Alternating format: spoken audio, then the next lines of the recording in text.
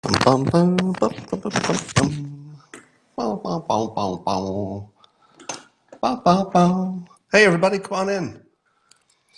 Still room. It's a big digital world. You can all fit. You just have to sit close to each other. Good morning, good morning. You know, those of you who are here quickly, the quick people, the smart people, the good looking, sexy people, you're here early because you like to enjoy the simultaneous sip. And it's coming up now.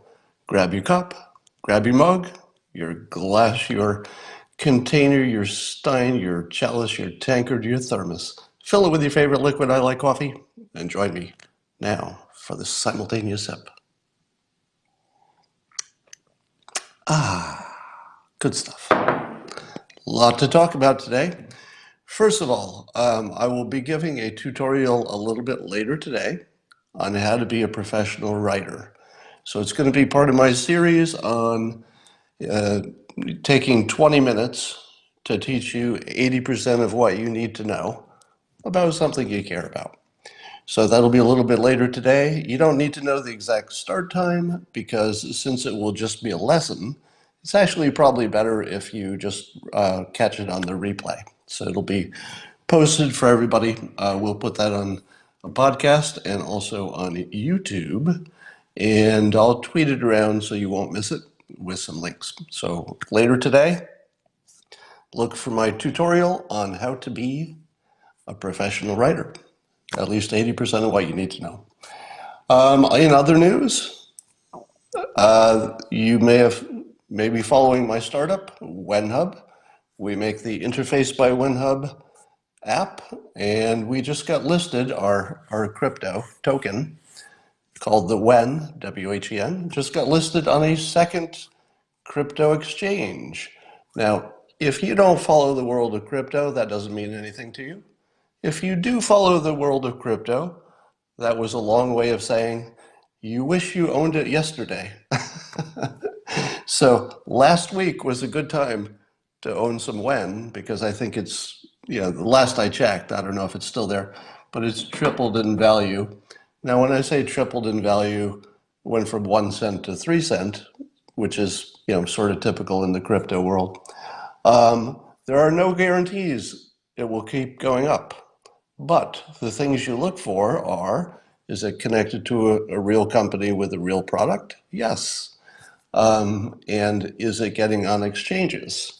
And the answer is yes. So we just added our second exchange, and there is more coming up. But we'll talk about that a different time. Let's talk about the president's speech last night. He had a great line that I tweeted around.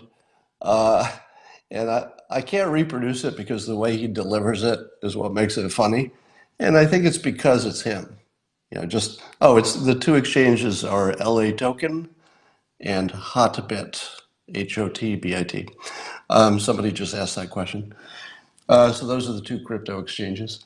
So the president's joke, or at least a laughing point, it wasn't a joke exactly, in his speech yesterday, and he's so relaxed at this point. Have you noticed that he's sort of in the pocket? When he gives a speech these days, he looks so comfortable in his role as president and in front of the public. It's fun watching him enjoy himself. Because he's had a couple of good weeks, especially. But the thing he said that was funny was he mocked the Green New Deal, as he often does. And then he said, talking about the 2020 election, he goes, he says, if they beat me with the Green New Deal, I deserve to lose. And he just laughs at it. And what I love about this is he's the greatest trash talker to his competitors that there ever was. Because it's one thing to have a good reply for their best policy initiatives or their most popular ones. It's one thing to be politically ready. It's another thing to simply mock them for their strongest policy positions. Just to say it's so ridiculous. I sure hope they do that. He actually said he hopes they don't change their mind before the election, which was hilarious.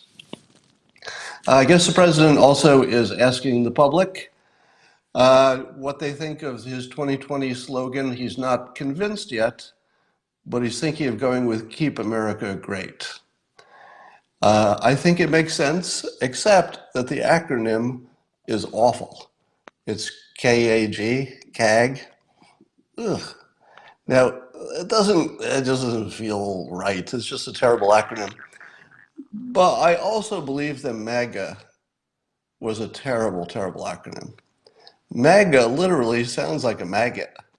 I mean, I don't know what you think about when you hear it, but I never liked the four words, and you may have noticed that I don't use MAGA if I can avoid it. You probably haven't heard me say it many times unless I have to talk about it because it's part of a story.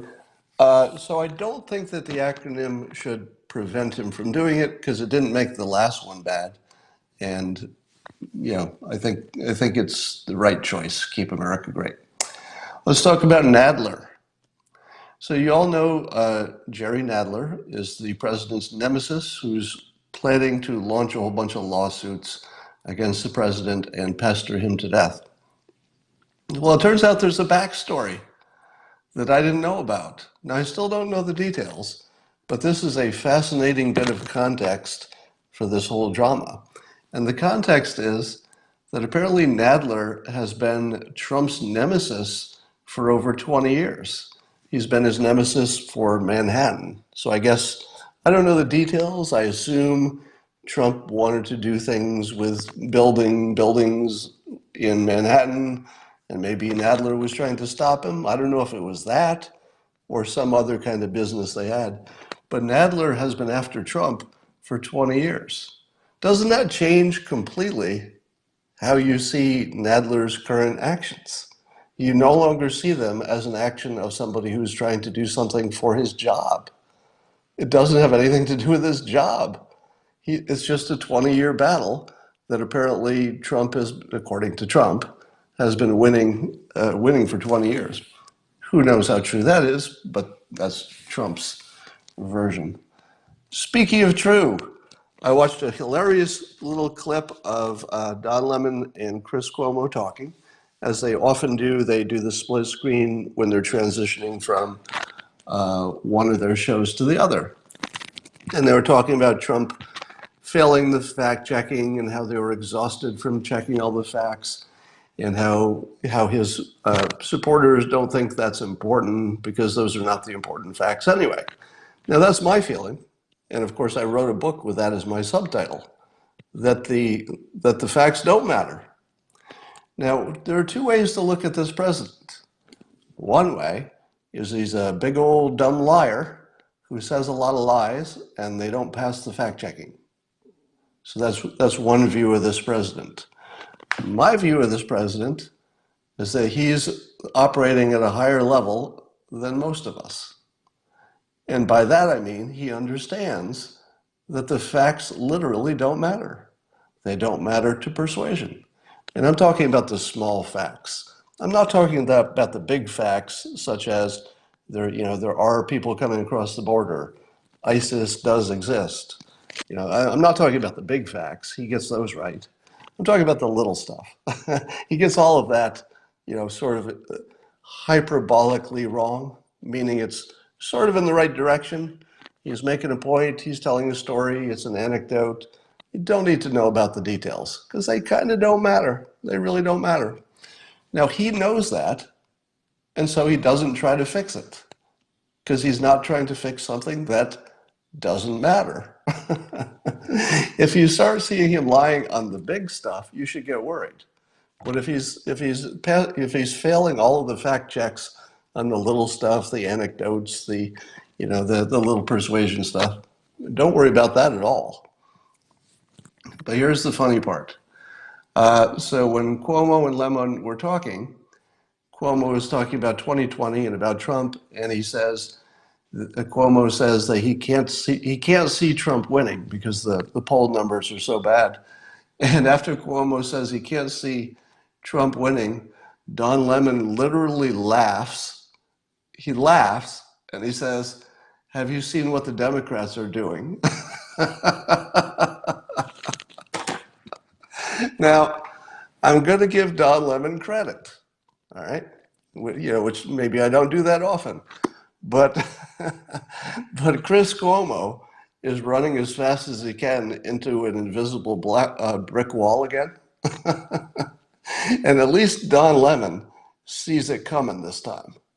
I don't think Don Lemon saw it coming on the first election, but this time he sees it coming. And the thing that I think Don Lemon understands that maybe Chris Cuomo isn't quite around the corner on yet is that when people are looking at Trump today, they're imagining Trump running against some kind of an ideal candidate. Because that's how you think of it. You don't have a candidate. So you're thinking, well, it's going to be some great person out of these 16 who doesn't have too many problems, a lot of good stuff coming to the party against this mean old Trump with all of his flaws. It's going to be a slaughter. We're going to kill him. But what Don Lemon may be realizing that Chris Cuomo has not caught up to is that President Trump is not going to be running against a concept. He's not going to be running against a generic ideal candidate. He's going to be running against someone who the Democrats themselves have savaged by the time that person gets to the nomination. Whoever runs against Trump will be a real person with some serious flaws, and those flaws will be quite evident by the time we get to the final vote. So, as I said way too many times, I can't tell you how many times I said this before 2016. I kept saying, remember, Trump, Trump doesn't have to outrun the bear. He just has to outrun his camping buddy, because the camping buddy is the one who's going to get eaten by the bear, the old joke, right? So he only had to be better than Hillary Clinton. And so I said early in the last election, all you have to look at is what he does to Clinton's popularity. You don't have to look at how low Trump's popularity is. Just look what he's doing to Clinton, because if that's lower, he wins. Now, he didn't win the popular vote, but he did enough to diminish her standing to win the Electoral College. All right. The new superstar, up-and-coming star on the left, is Pete Buttigieg. Apparently, he was the third best fundraiser, surprising people. What we like about him is that he is very smart. People like him.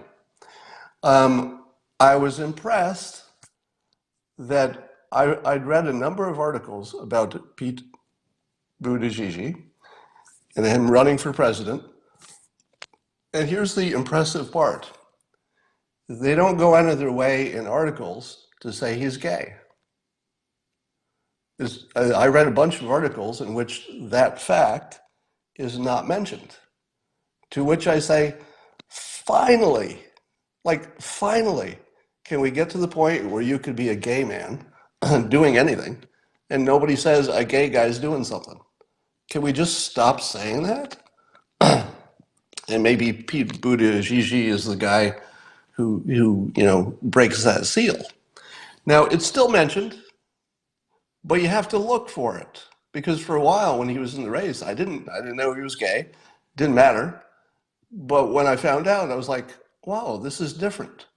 It's different that nobody's making that a point. Contrast that with the news in CNN today is that, quote, we got the first black lesbian mayor of a major city, I guess. Her name is Lori Lightfoot, and she just became mayor of Chicago.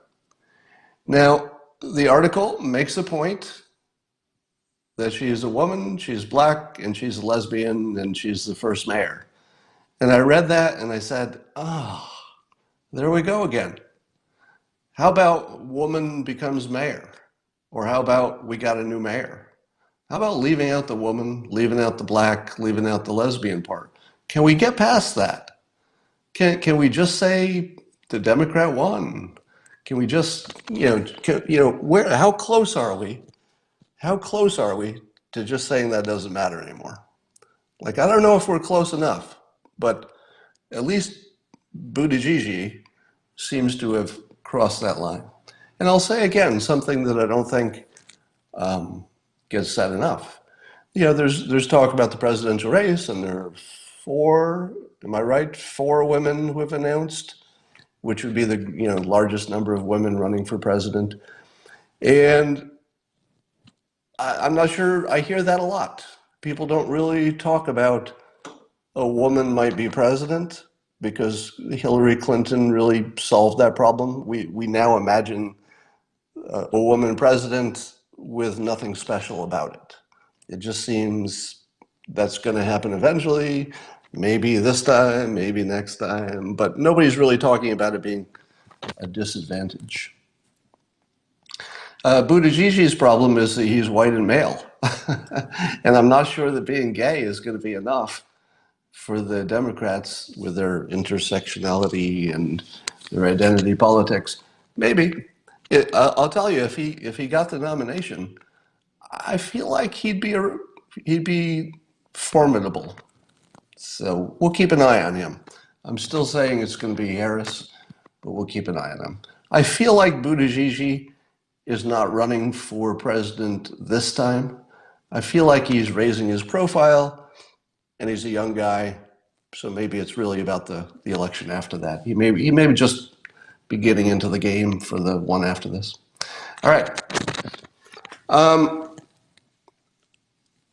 Let's talk about closing the border. So, quick, what is President Trump's signature policy? What's the thing that identifies him the most? Answer: border security and immigration. That's his signature thing. What has the president been getting beaten up by his critics for 3 years? The border and immigration. What have his critics been saying for 3 years? It's not that big of a problem.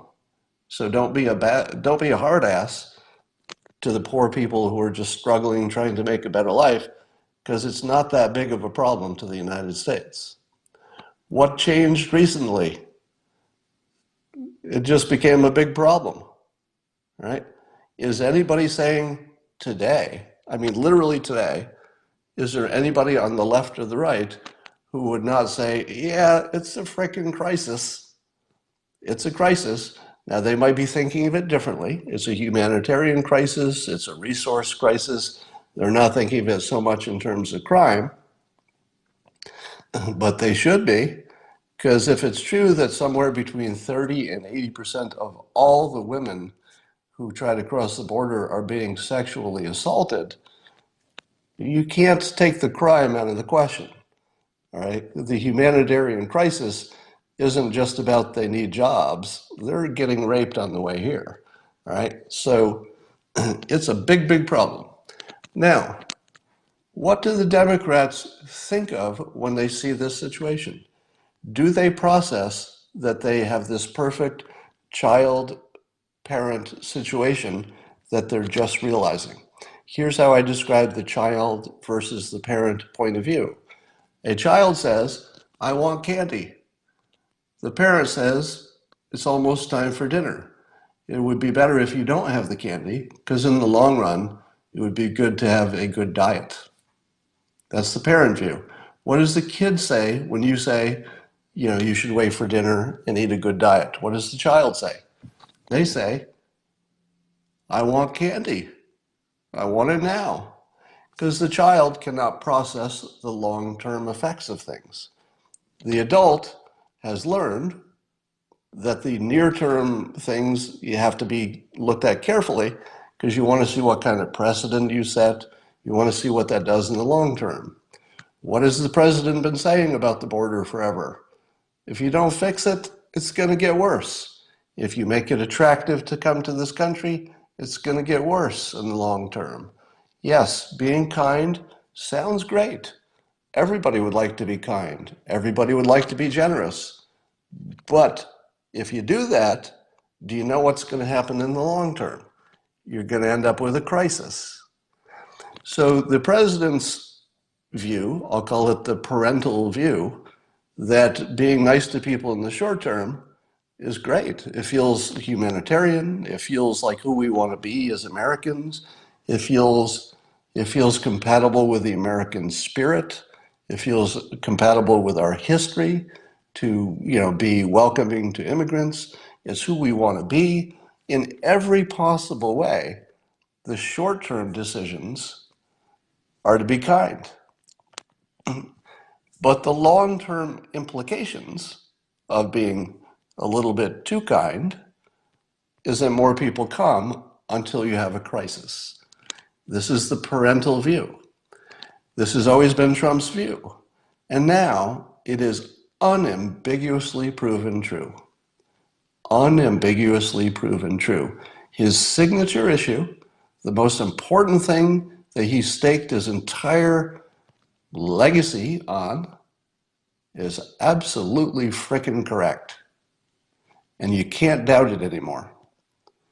Now, when I say you can't doubt it, that doesn't mean his critics won't actually doubt it, because they will, because that's how it works.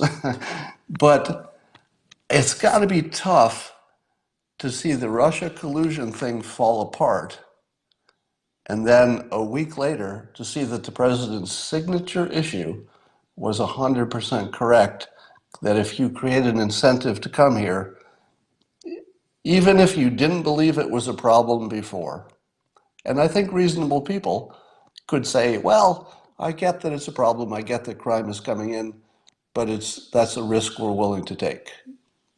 I get that reasonable people were on both sides of the immigration issue, but you can no longer doubt that changing the incentives creates a long-term problem. That's now a settled question, and Trump was right. All right, so the president has threatened to close the border with Mexico, which smart people on both sides of the political aisle say, no, that would be too draconian, that would be too much of a hit to our economy, it would be too much of an obstacle to good relations with Mexico. It would just be terrible, diplomatically, economically, just terrible. I'll accept that to be true, because smart people on both sides are saying it. That's a pretty good indication that something's true. But does the president mean it? Is it a bluff, or is it serious? What is special about this president?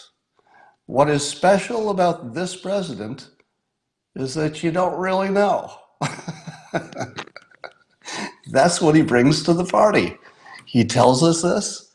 He said in the most direct language, I'm going to be unpredictable, and I will use that to my advantage. How many times has he said that in direct language? He says, I'm going to be unpredictable, and it's going to be an advantage. I'm going to use that advantage for the country. So when President Trump says to Mexico, the government of Mexico, I'm seriously thinking of closing the whole border, what does the government of Mexico say about that? Do they say, don't worry about it, he's freaking bluffing? Nope. I'll bet they don't say that. I'm sure some people say, I think he's bluffing. Pretty sure. I'm largely, more likely than not, he's bluffing. But it's not a chance I want to take, because if they're wrong, it's going to be really expensive for Mexico. So Trump noted, and the fact checkers will have to weigh in on this, that the Mexicans stepped up their game at stopping people at their southern border who are trying to come from those countries through Mexico to the United States. Now, I don't know if Mexico's done enough, but I think we can conclude, once again, that when the president said, I'm going to be unpredictable, watch how well this works, in essence, he said that. And then he took that talent to this question and said, hey, I'm seriously thinking about closing the border. Did they take him seriously? I'll bet they did. I'll bet they did. We did. I mean, this country takes it seriously. Yes, Brandon Darby did weigh in a tweet, and I believe that he was supportive of this as at least a credible threat. In and he pointed out the number of people getting sexually abused trying to reach the border. So here's the question I ask myself. Is there any reason you couldn't close the border except to shipping? Wouldn't that get you most of what you need? If you close the border except for trucks that are carrying goods back and forth, wouldn't we get most of the benefits of closing the border without the crushing impact of the economic hardship? You know, you wouldn't lose any avocados, you wouldn't lose any car parts that we need to make cars. If you let the trucks go through, you know, and check them carefully, of course, as always. Would that work? I haven't heard anybody mention that option, so that's just a question. All right, I'm saving my best stuff for last. Oh, this next point is apropos nothing. You all know Alyssa Milano, actress and activist, political activists. And she's being politically active again on some, I guess, abortion questions or something. And I saw a headline on Fox News referring to her as actress. So I have an objection to that. And it's a personal one because it's a personal issue because people call me a cartoonist when they want to diminish my impact in this realm. And so it's a diminutive. It's a way of putting somebody in their place. It's like, well, cartoonist, well, actress. I would like to submit that as much as you dislike Alyssa Milano in terms of her policies, you might hate her tweets, you might dislike her personally. But dear God, she put in the work. Can we stop calling her actress? Can we call her activist? Can we because what she's doing now probably is bigger impact than what she's done as an actress for a while anyway. And I'm not mocking her career. I'm just saying that she's more notable now as an activist. So it just bothers me when I see her being diminished by that kind of a label because it happens to me, and I don't like to see it happen to anybody else. All right, we're going to get to the good part. Are you ready for the good part? I created quite a bit of animosity in my viewers yesterday, and I want to revisit something, but I'll do a better job of it. And the topic is this. We were talking about Tucker Carlson mentioning the Green New Deal on his show the other night, and he said that it was a power grab. And then I talked about it, and people went crazy and got mad at me for doing, I don't know, such an illegitimate or bad job, or being irrational, or not listening to people. I got a laundry list of complaints. Now, if you've been watching me for a while, what does it mean that I made some points about this power grab Green New Deal thing, and I got a laundry list of complaints that are all different? What does that mean? Well, you know what I say it means. I've been saying this for a long time. The laundry list means you don't know why you're mad. You're just mad, and I got a laundry list of these problems. A whole bunch of people with different problems tells you that the real thing that's bothering them, maybe they don't know. They're bothered, and then they're looking for a reason for it. All right, but here's some of the reasons that people were mad. They said, Scott, when you talked about the power grab proposition, the Tucker's idea, and a lot of you watching this have the same idea, that the Green New Deal is really about power and transforming society and creating more socialism. That's the goal, and that the policies are less important than the larger goal of power and socialism. And I reject that view, but in so doing, I took Tucker's conversation about the Green New Deal, and when I talked about it, I called it climate change. And people said, illegitimate. You took Tucker's conversation about the Green New Deal and you changed it to climate change. And don't you know, Scott, that the Green New Deal is not just climate change, and in fact, it's been specified more.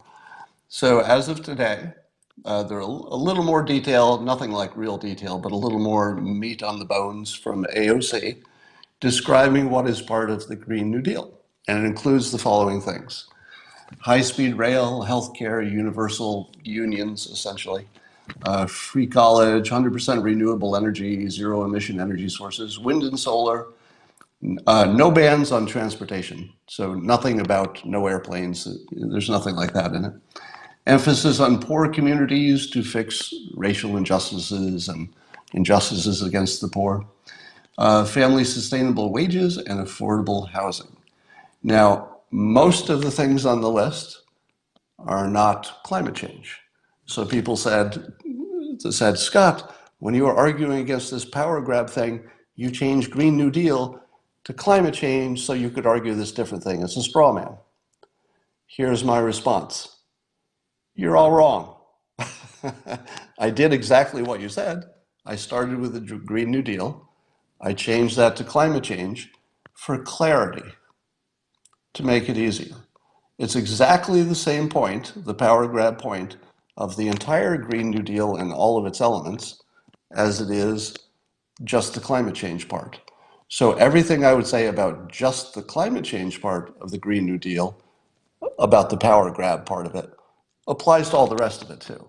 So just for convenience, I'll talk about the climate change part.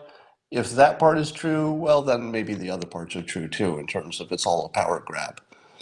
But let's just, for simplification, talk about the climate part of the Green New Deal. And I believe that, whether or not Tucker was thinking the same way I am, the point still stands. All right. Now, here's what I object to, and I think that when I explained it the first time, it was not clear. Because people said, Scott, it's obviously a power grab, because you would be centralizing things in the government in a way that they're not already centralized. And when you're centralizing power, well, that's a power grab, right? Currently, the power is not centralized, but if you were to centralize it in the government, that's a power grab. That's the point. Here was my objection to that. It's not the goal. Here's my belief, and I'll make my point. I believe that the people who, both the voters and the politicians, everybody who thinks climate change is a big problem, is primarily concerned with climate change. I don't believe that there are people, either professional politicians, AOC or anybody else, I don't believe any of them don't believe climate change is real. Let me say that in more, no double negatives. I believe that AOC believes that climate risk is a real risk, and that the motivation of the people who are pushing that is that they're trying to fix what they see as real problems and also the biggest problems. I believe that the voters and the politicians who are on the same side of this actually believe it. Now, somebody is correctly challenging me for saying that it's mind reading. And that's exactly the right thing you should say. You should say, are you reading their mind? Why would you say that? And I'll make my argument. My argument is that, first of all, we've never heard of any whistleblower come forward, which none of these are individually proof, right? I'll just give you my case, and you have to look at it in total. We don't have a whistleblower to say, I worked on AOC's staff. This is all just a big fake. She doesn't believe climate is a risk. She's just saying this for political reasons. Now, usually you can find somebody who will say something like that, but we have not seen that, or at least I haven't seen it. If you've seen it, let me know. So we don't have a whistleblower, but that doesn't mean it's not happening, because people might all be clever and keeping their secret. I have personally, in all of my conversations about climate, I've never even had a whiff that anybody who believed it was real was just hoaxing me. Not once have I had even a sniff that the people who say they care about climate change are just kidding. and that it's all a scheme. I've never even got a little bit of that. But again, that's just my impression and my experience. That's not proof of what somebody is thinking. And then I ask, who exactly is getting this power? Can you define what that means by getting power? Because every major policy changes power. So when people say it's obviously the result of this would change the power structure, I say, well, that part I'm not arguing with. It is unambiguously true that the Green New Deal would change budgets, it would change what people do, and therefore it would change sort of who's in charge of what people are doing. All that's obviously true, but it's also true of every political major action.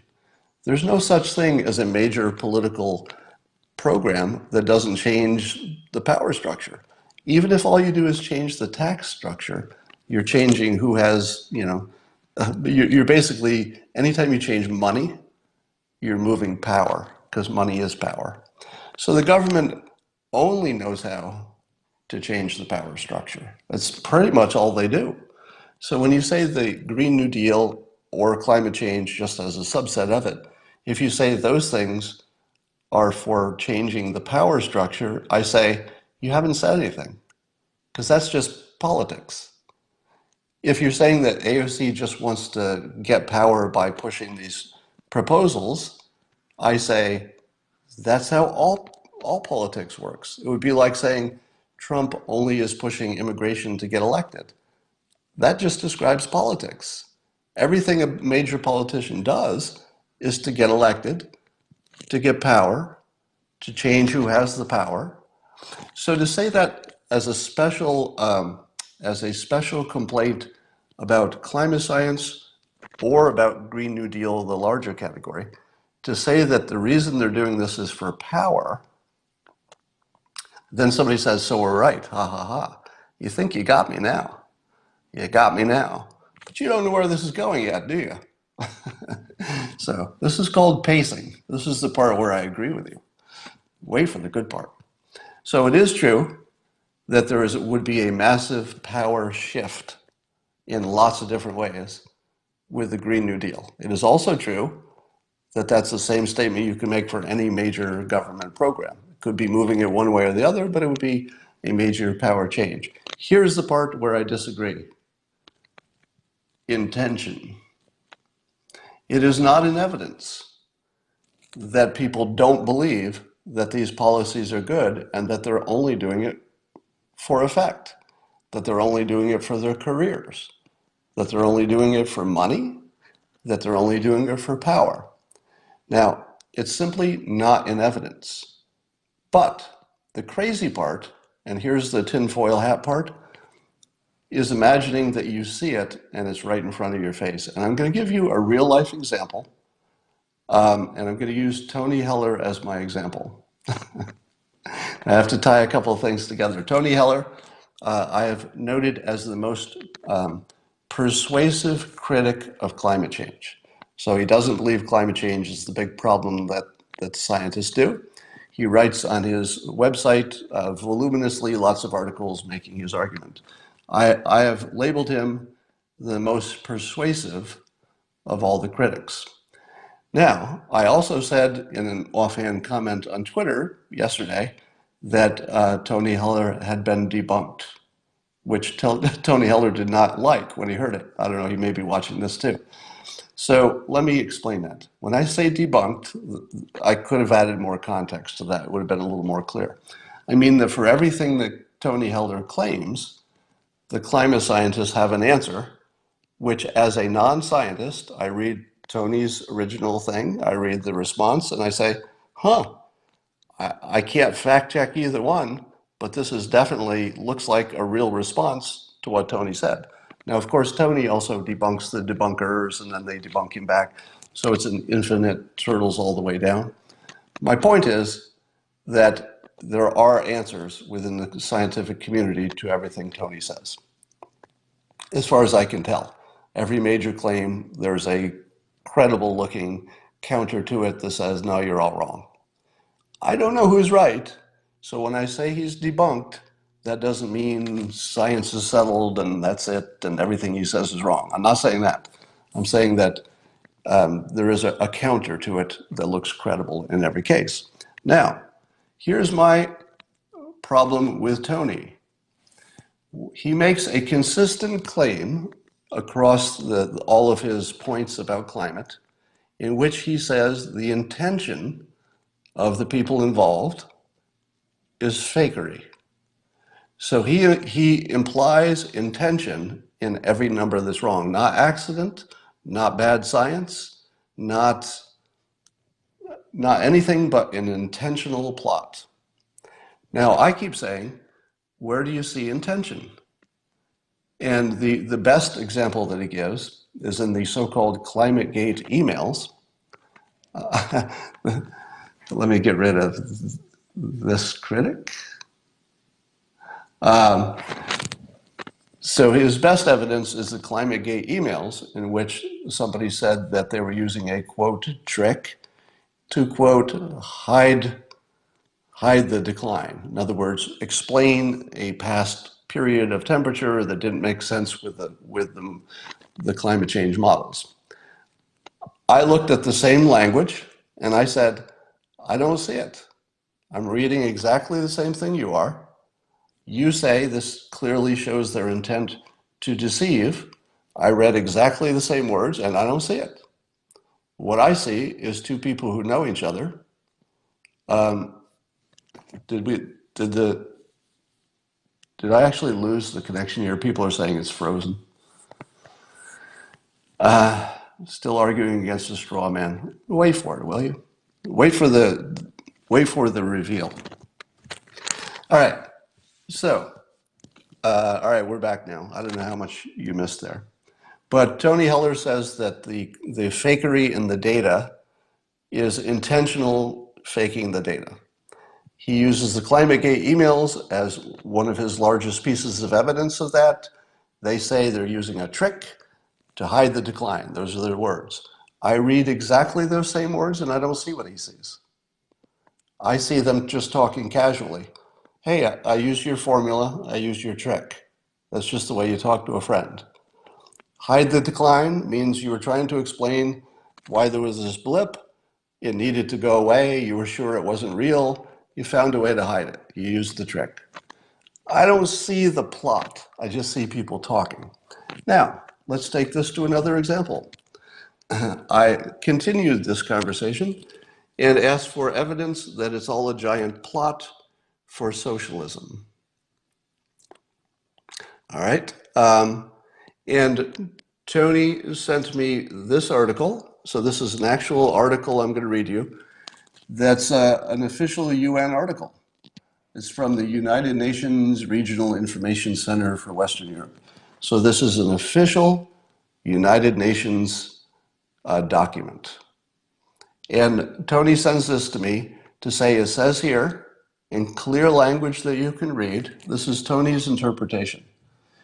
He says, the article makes it very clear, so it's very clear, that the goal, remember the word goal, is altering the world economy, comma, and the imaginary climate crisis is the excuse. So Tony is sending me some text from an official document that he says, right in front of your eyes, is making it very clear that the goal is altering the world economy, in other words, more socialist, and the imaginary climate crisis is the excuse. So I thought, oh my God, there's an official document that says that? And so I read it, and I'm going to read it to you. And it's just, a couple of paragraphs. They're very short. So see if you hear that when I read that. Hear that their goal is to change the economy and that the imaginary climate crisis is the excuse. Now, the person talking here is the top UN climate change official. So if Tony Heller is right, the top climate official in the UN said in public that the real goal is to change the economy and that the climate stuff is fake. See if you see that in what I read in her quote. All right, so this top climate official is optimistic about a treaty, blah, blah, blah. And then she says, however, the official, Christiana Figueres, the executive secretary of the UN, blah, blah, blah, warns that the fight against climate change is a process and the necessary transformation of the world economy, the necessary transformation of the world economy will not be decided at one conference or in one agreement. So she talks about a necessary transformation of the world economy. And then below she says, this is the first time in history of mankind that we are setting ourselves the task of intentionally. She's actually using the word intentionally. So watch what comes after intentionally. With a defined period of time to change the economic development model that has been reigning for at least 150 years since the Industrial Revolution.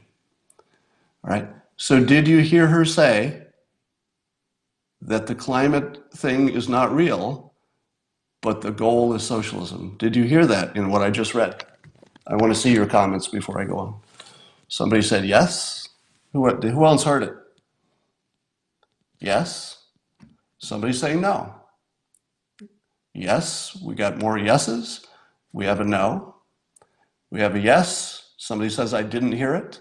Somebody says kind of. Somebody says no.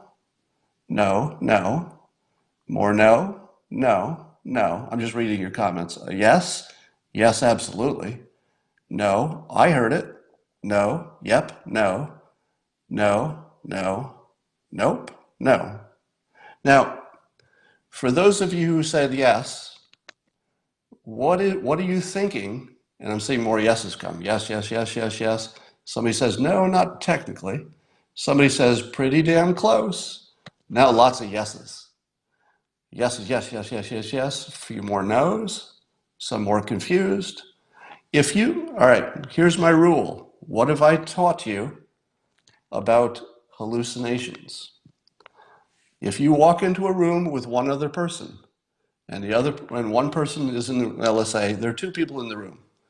If there are two people in a room, and one of them says there's an elephant standing in front of us, and the second person says, I don't see an elephant. Which one is hallucinating? The person who sees the elephant or the person who doesn't? This is a really good rule, and it works a lot. The person who sees it is almost always the hallucinator. Because if somebody can look right at the evidence and say, I don't even know what you're seeing. All right, I'm going to read this again, and I'm going to tell you why you think you see it, but it's not there. First of all, on the surface, the thought that the head climate person at the UN says, just imagining that the head climate person says, no, climate change is a bunch of BS, we just want to change the economy to socialism. Right there, you should have stopped and said, I don't even need to read that article. You should have told yourself, I don't need to read the article because that can't happen. I mean, it's impossible that happened. There is also a rule, this is the Scott Alexander rule, he talks about this, that if something seems like ridiculous in the news, like somebody reports something, you say, that it would be amazing, like aliens landing on Earth and capturing all our dogs. You hear a story like that and you go, wow, that's amazing.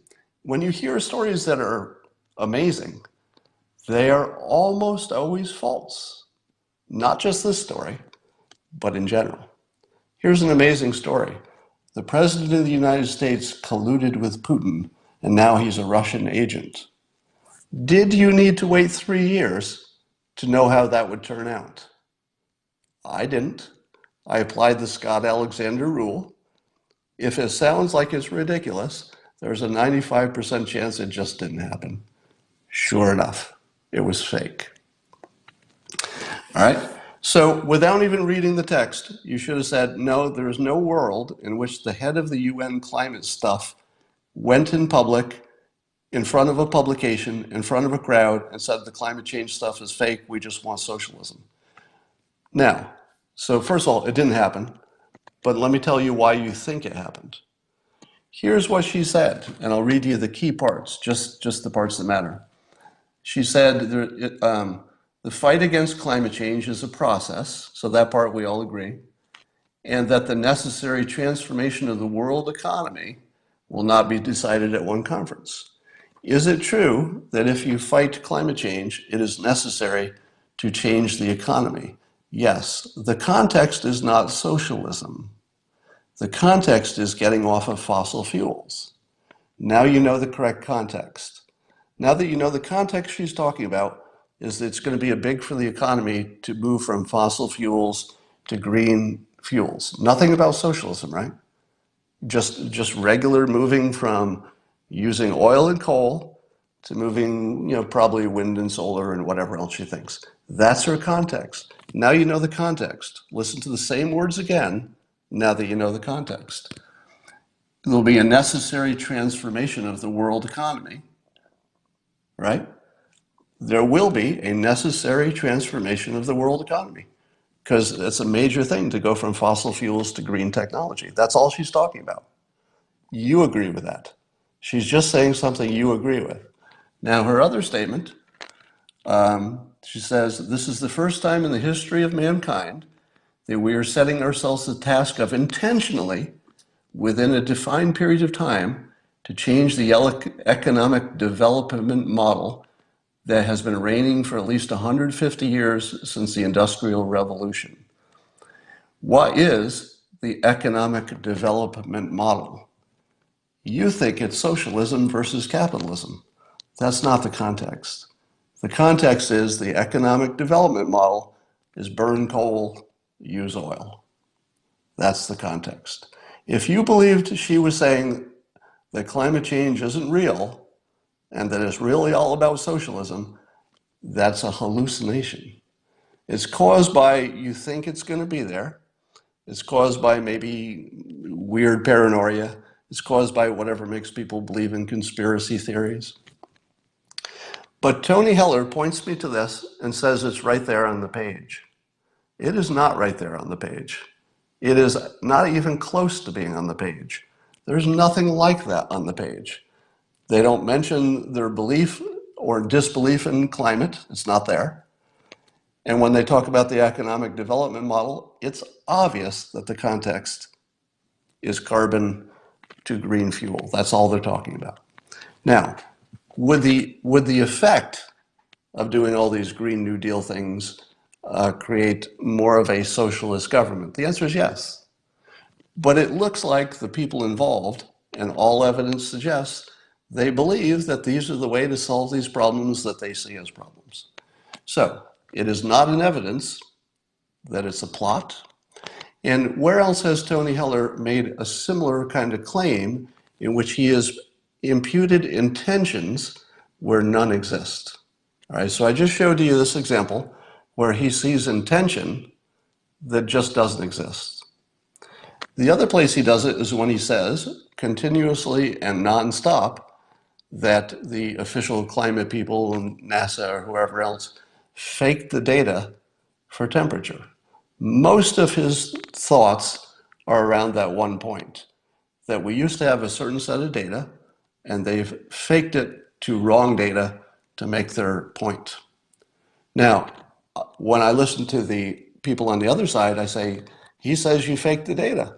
What do you say to this fake data charge? The climate people who understand the whole world there, they say, it's not faked data, it's adjusted. Now, if you believe that it's fake data and you hear me say it's adjusted, you just laughed, right? You're like, oh, Scott, adjusted data is just fake data. You can't do science and then if you don't get the answer you want, go back and change the data. That would be fake. That's not science.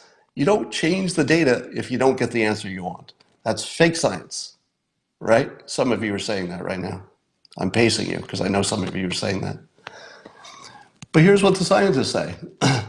They say, we published the details of why we adjusted it. We adjusted it when we realized there were imperfections in the data. For example, Some of the thermometers had been in rural areas, but over time, somebody built an airport next to it, for example, and the airport was a heat sink. So that would have made that thermometer inaccurate because of the heat from the nearby airport that was added after the fact. So we took some adjustments to account for the fact that we know this measurement was wrong. I mean, we know. We told you why we know. We showed you our evidence. We show you the calculation we used to adjust it. And there are a number of other, and then there are a number of other situations in which they've adjusted the data after the original measurements. But here's the thing Tony leaves out. They tell you exactly why they changed them.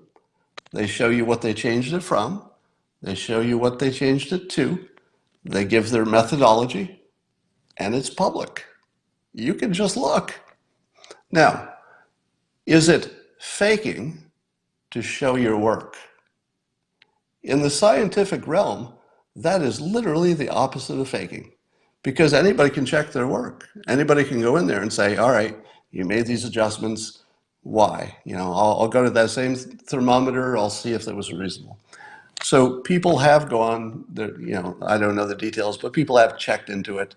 They have convinced themselves that there was no intention to fraud. These were just legitimate adjustments to the data. So we have at least 2 data points in which Tony Heller has assumed bad intentions where it is not in evidence. Somebody says you're not a scientist. Does that matter? Does that matter to anything I've said so far, that I'm not a scientist? All right. And there is an entire website that's dedicated just to debunking, in their words, debunking everything that Tony Heller says. So there is an answer to everything he says.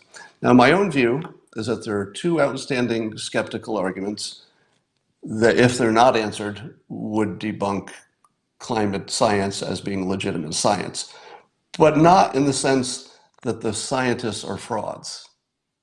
There is evidence that maybe there are things they haven't accounted for, or they may be fooling themselves, but there is not evidence of fraud, in my opinion. All right, so Tony has seen fraud in the emails where I don't see it. He's seen fraud and fakery in the data, where it's not in evidence as far as I can tell. And he sees it in this article I just read, where it clearly doesn't exist.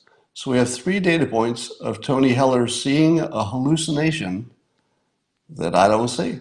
And I'm looking at exactly the same stuff. All right. So here's my point. All policies, including the Green New Deal and everything in it, including climate change, which is a subset of the larger category of things in Green New Deal, they all change power structures, as all policies do. The immigration policy that the president is doing changes the power structure. It's moving money from one thing to another. It's decreasing the power of the immigrants. It's decreasing the power of Democrats because they would like more immigration to increase their voter roll. There is no such thing as a big political action that doesn't change the power structure and the money.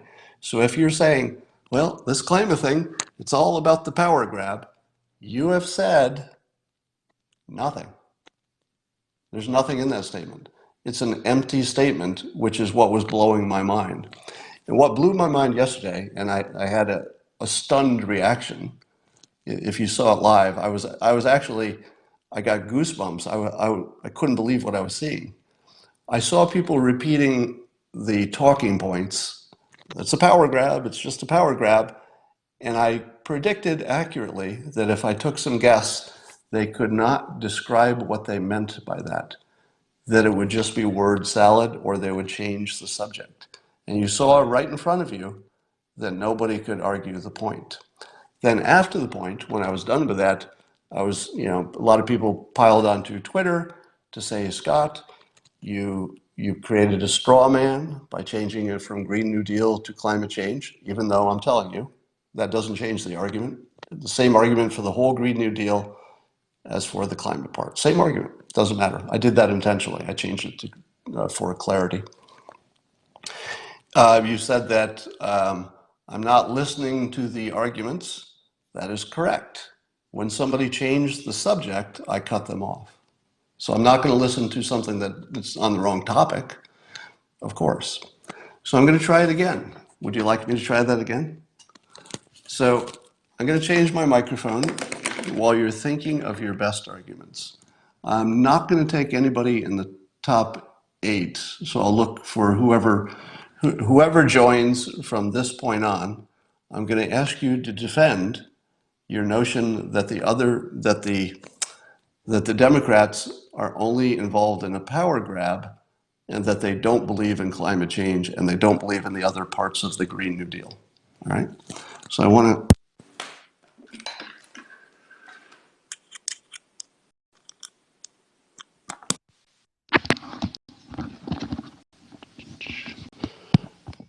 All right. I've got people jumping in. Let's try. Let's try Daniel. Daniel, I am going to add you, and you are going to make your argument, I hope. Daniel's coming on in a minute. Looks to be a little technical difficulty. Daniel, are you there? Daniel? Daniel, are you there? Daniel is not ready to take a call. We'll try somebody else. Let's try Chris. Chris, you are up next to argue that the Green New Deal. Chris, are you there? I can. Are you here to make an argument that either climate change or the Green New Deal are really just a power grab?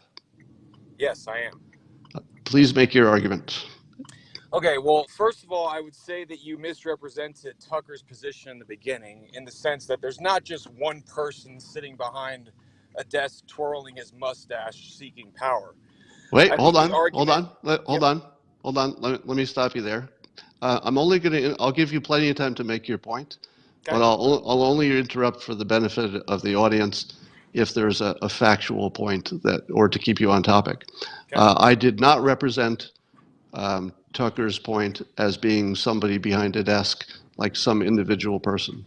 Okay. I reject the point that it's a power grab, but I accept that power changes in any policy. Go ahead. Okay. Well, then the question would be, which political party tends to want to expand the bureaucratic state in order to make sure that these new policies are followed by us, the people? Right. So this is. Democrats, go. Make Right, your point. exactly. So the Democrats are trying to expand the bureaucratic state and the statist philosophy of controlling the freedoms that we enjoy now.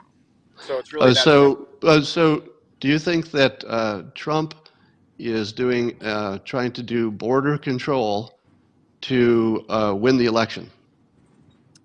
Is that his purpose, to win the election?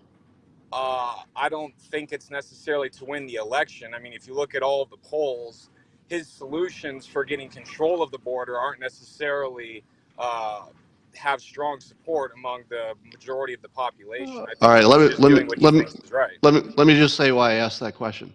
If you think that President Trump's intentions are to do something good for the country on the border, in other words, that he really believes the policy, Yep. it will also help him get elected, he hopes. That's just part of politics. But he believes that it's a real thing with a real objective, right? You would say that about border security and the president. Would you agree with that point? Yes, I would agree with that point. Okay. However, I would take issue with it for this reason, okay? All Donald Trump wanting to get control of the border will not impinge on my freedom as an American citizen. If the No, Green New hold on, Deal hold is on, passed, hold on. So I don't want to go too far afield into arguing the Trump border stuff. Let's go back to I the Green New understand. Deal. The only point I'm making, is that if you believe that the policy makes sense, then you should be talking about the policy makes sense. And of course, if any politician does something that makes sense, they would also probably get more power for that. So that would just be normal politics. Now, I heard you making another point, which was it wouldn't affect you. The border stuff wouldn't affect you. That was your point, right? Right. It wouldn't affect my own personal freedom if Donald Trump gets security of the border and we know who's Okay. coming or not coming into Would the country. would it affect would it affect the electoral situation in this country? In other words, depending if immigration is more or less, would that Yes, it would affect? slow down the demographic shift that we are currently experiencing. Right. So in other words, slowing down immigration would keep power with Republicans, or at least maintain their power base, because they would not be letting in a lot of people who would end up voting for the other side. So would you agree that whichever way immigration goes, it'll either be a big advantage of power for the Democrats if there's open immigration, or it will be a way to maintain power for the Republicans because they'll limit the number of Democratic voters coming into the country. So would you agree that the immigration issue has a huge power element to it? Of course I would. Okay, so the fact that there is a big transfer of power in the immigration issue doesn't make the president a big old power grabber. It means he's doing his job, but there is an effect that power is affected by it. Now Right, let's right. get back to But the Green New the Deal. executive. Okay. Yeah. Go ahead. Go ahead. Yeah, so I think we're in agreement on the fact that all big policies tend to shift power. That's just built in. You would agree with that, wouldn't you? Yes, I would agree with that. Okay, and so and you would However, the difference, if I may make a point real quick, go the ahead. difference between the two topics is that Donald Trump getting control of the border, exerting his power as the executive to do that, is not going to further infringe on my rights as an American citizen. The Green New Deal, if it is passed, will infringe on my freedoms as a citizen because they will control everything from what car I can drive to if I can fly an airplane to how much beef I'm able to eat every day. So it's a little bit different. I don't think that they're Okay, necessarily the same. so Chris, you're not on the right topic. So I will agree with you that you will be affected by the Green New Deal, and it would change your options in life and your opportunities and everything you just said. So everything you just said, I agree, but it's not the topic. The Oh, topic I'm being is nominated for president. That's nice. the topic is the topic is that the belief that the Democrats are doing it for power.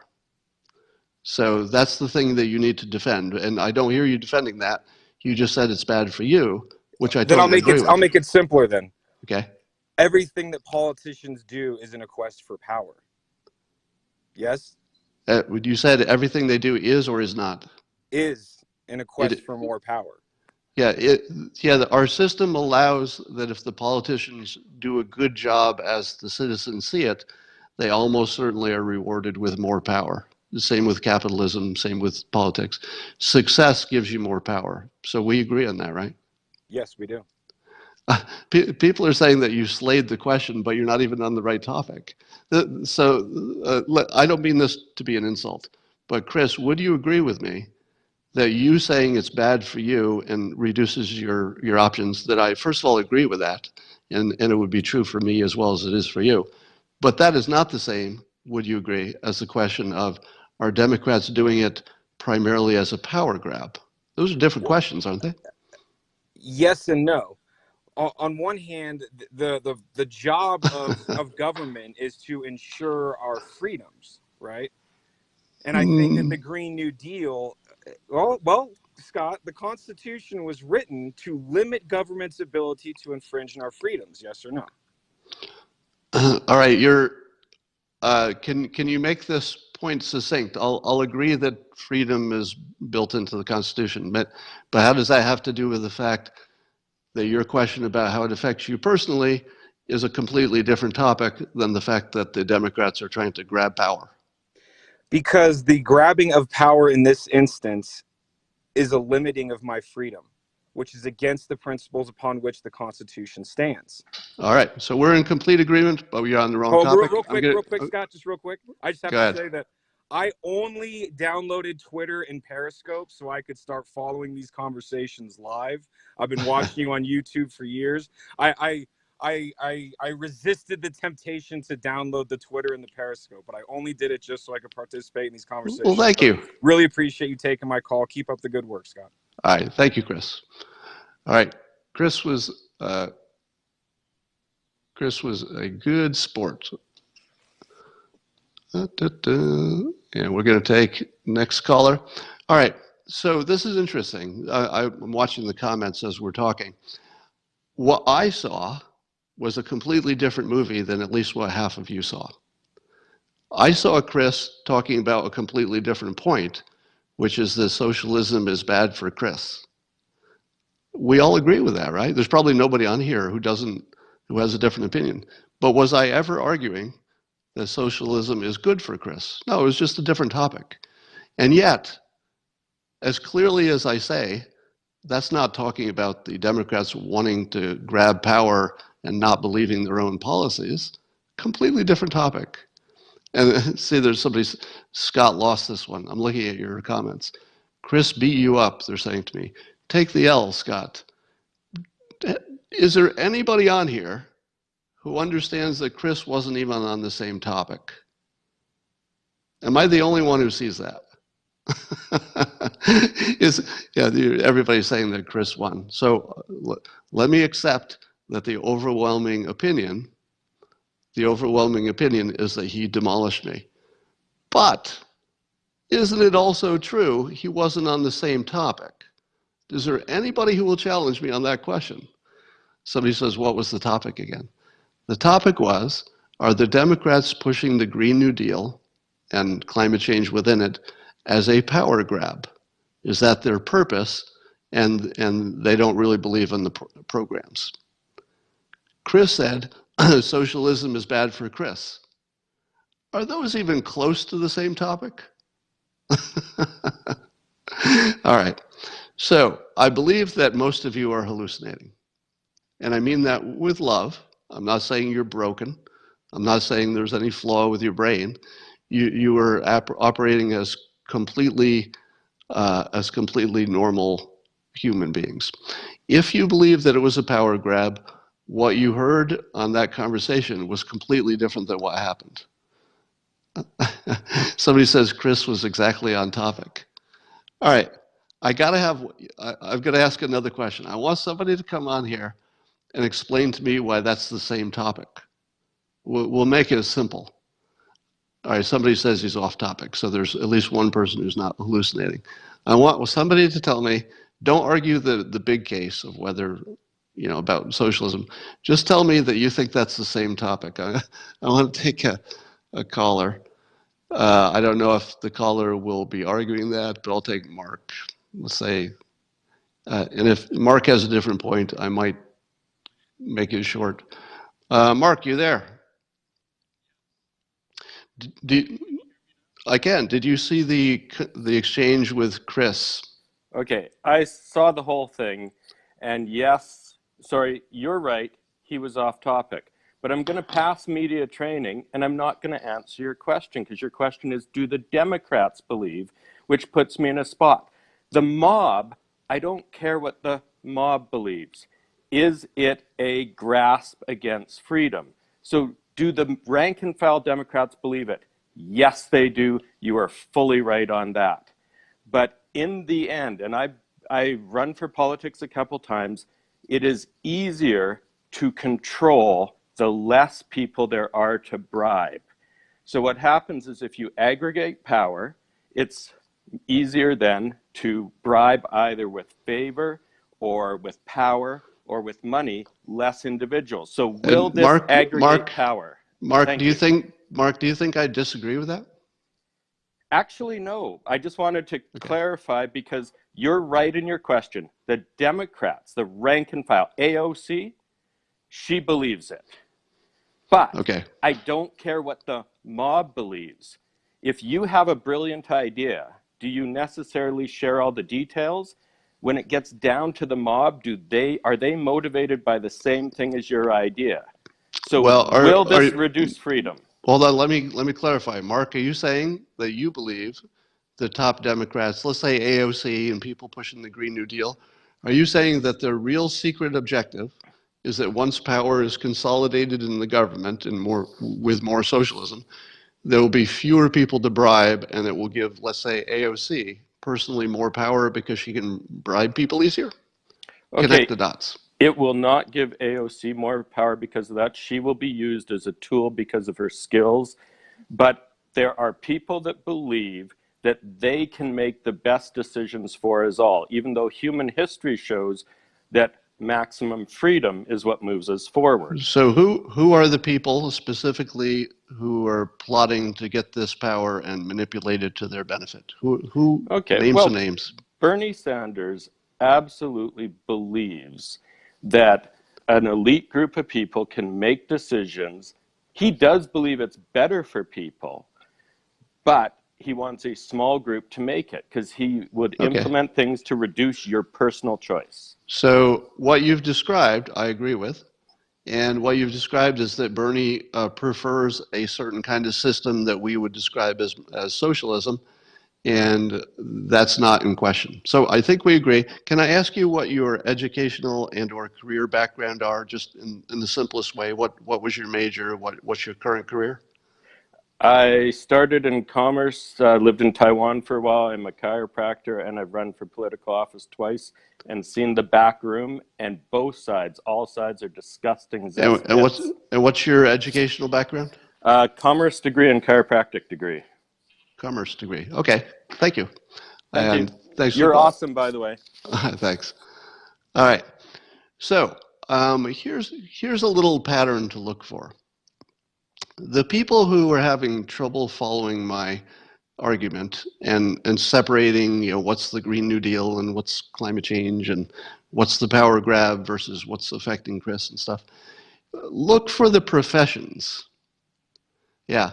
So you saw that Mark, who had a background in commerce, where you learn decision making and you learn to isolate things and you learn to look for the variable that's changing. That's generally a good background for understanding how to separate things and analyze things. And you saw that when he came on, he agreed with me totally. As far as I know, there was nothing in that last phone call that I disagree with even a little bit. I mean, he moved the topic a little bit, but it was to something I agree with. Now, the people who were disagreeing with me and saying, Scott, you got everything wrong, they tended to be writers and artists and musicians because they conflate. If your background is the arts, then everything seems to be connected and meaningful. If your background is science or business or economics or engineering, to give some examples, your skill is to isolate and separate. That's how you understand your world. So the people who can isolate and separate tend to agree with everything I've said today. And the people who see things as sort of connected don't have no understanding of the points I'm making. That it's almost like their filter on the world is so different that it's like my words don't even make sense, right? So somebody says scientists don't agree with you. I don't know what point you're talking about, but typically, since my policy is usually to agree with scientists, I would say that's not right. You didn't ask Chris about his career. I did not, but I wish I had. All right. Somebody says that the last caller kicked my ass. All he said was things I already agree with. I don't know how that's an ass kicking. Those of you who think that anything I said made sense, what do you make of all the people who are saying, I'm in crazy town now? How do you process that? I'm just wondering. Somebody says, I'm a PhD physicist, and I agree. All right, let me take one more caller and see if the profession is predictive. All right, I'm going to take Tony. And when Tony joins us, we're going to see if profession and background or educational background are predictive. I can hear you. Did you agree mostly with the things I've said about this topic, or did you mostly disagree? Yes, I agree with what you're trying to say. My background is multiple degrees in engineering, And I know Right? that, right? You had So, said that right. Go ahead. basically it's a matter of input versus output, is the way I look at it, like the intent versus the outcome. Right. Right. So what you just did there is a skill that is easy to you, but I think we can see that some people just have never practiced it, don't have it, don't have any background. You very clearly zeroed in on the two things that needed to be separated: Right. the intention and the outcome. That's exactly what I've been saying. And you, with your training and your degrees in engineering, you hear it the first time. It's like, oh yeah, of course, you're going to separate this from this and then look at them separately, right? So that's all I wanted to ask. I want to see if I could try this again with a couple of other professions. So, but thank you. Thanks for Thank coming you. on. All right, I'm going to take another one and see if this pattern holds. I'm going to pick Josh. This could be trouble. We'll see. Josh, can you hear me? Hi. Josh, what is, let me ask you first, if you've been following the grab thing, Yeah, not really. did you, I was about to cancel this. I missed some of the content. So all my context is from this Periscope. I showed late, so. from what you saw, did you think, or was I in crazy town and the people who were telling me I was crazy were more on target? Which did you feel? Yeah, no, I thought you were making. And what is your educational background? What's your degree? What do you do for? Mathematics major, and I'm a math tutor.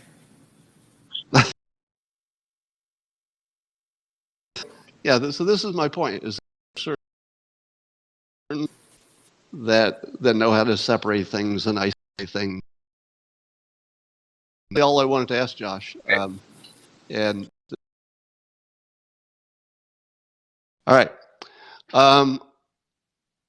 So look for this. I guess the broadcast is breaking up. Anyway, later today, I'm going to do my tutorial on how to be a professional writer. You don't need to catch it live because it'll just be a little lesson you can replay at any time. And I will talk to you later.